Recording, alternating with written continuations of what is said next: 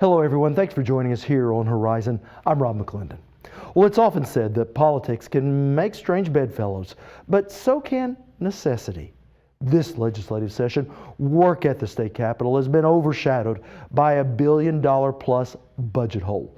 And while there are no easy answers to the immediate financial crisis, there are some definite solutions to how we get out of it. And the very first area lawmakers have been able to come to some type of resolution is with justice reform. Oklahoma is known for having one of the country's highest per capita incarceration rates, and it doesn't come cheap. On average, close to $20,000 per offender per year.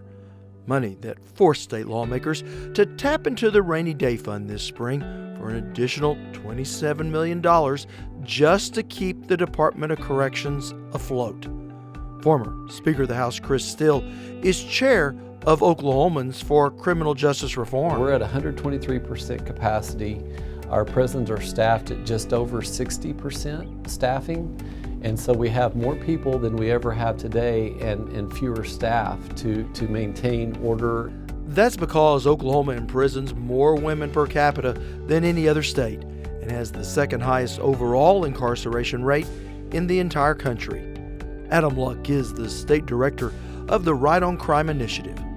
The inmate increase over the last 15 years has been about 26%, while staffing has gone down about 21%, and it continues to go down. And when you look at how we compare nationally, the national average is 1 staff for every 5 inmates, and we actually have the highest inmate to staff ratio in the country.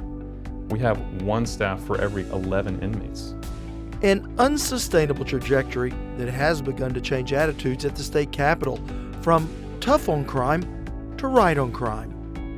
Governor Fallon signed 4 justice reform bills into law this session. House Bill 2472 gives prosecutors discretion to file charges as misdemeanors rather than felonies.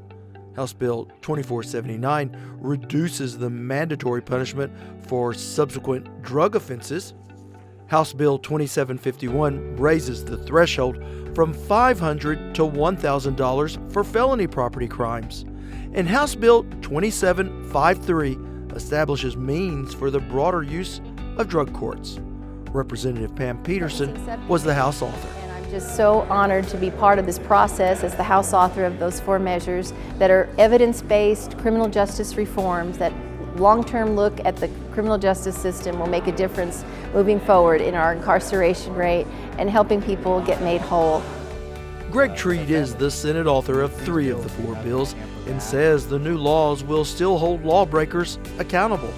But they also get some treatment, and they're not just warehoused in prison, but they are actually treated, and there's some common sense reform in there to make sure that we don't make felons out of people who otherwise wouldn't be any problem to society.